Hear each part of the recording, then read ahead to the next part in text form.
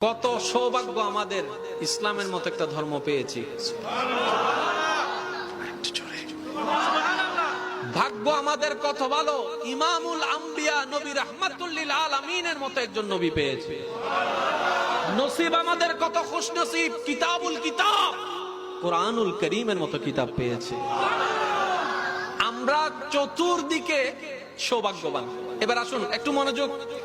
কিছুদিন আগে আমরা শুনেছি, দেখেছি মিডিয়ার মাধ্যমে, সুইডেনের মতো একটি জায়গায় অনুমতি সাপেক্ষে ইসলাম ধর্মের ধর্মীয় গ্রন্থ কোরআনকে পোড়ানো হয়েছে। এটা নিয়ে অনেক প্রতিবাদ হলো। রিসেন্টলি নিউজ আসলো, ওই সুইডেন সরকার ওই বিষয়কে সমাধান করার জন্য মুসলমানের পক্ষ থেকে একজন মুসলমানকে অনুমতি দিলেন।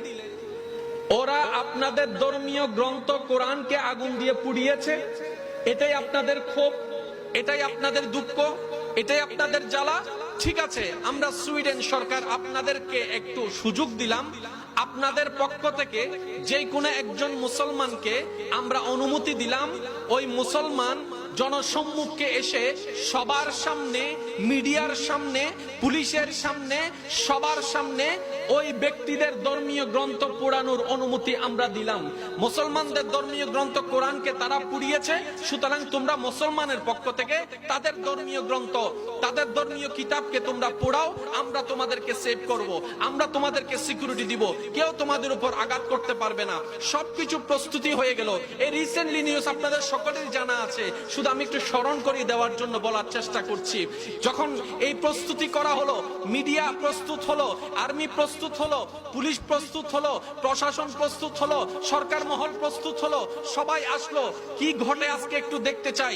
এবার সেই মুসলমান প্রতিনিধি ওনাদের সবার সামনে গেল।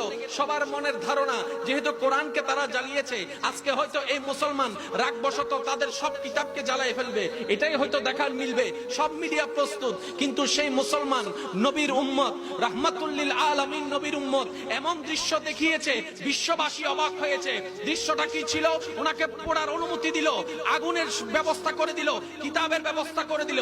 উনি সেই কিতাব তো পোড়া দূরের কথা, বরং সেই কিতাবে আগুন পর্যন্ত লাগাই নাই, কোরআনের মধ্যে একটা ফুল দিয়ে দেখিয়ে দিয়েছেন ইসলাম শান্তির ধর্ম। বলেন সুবহান।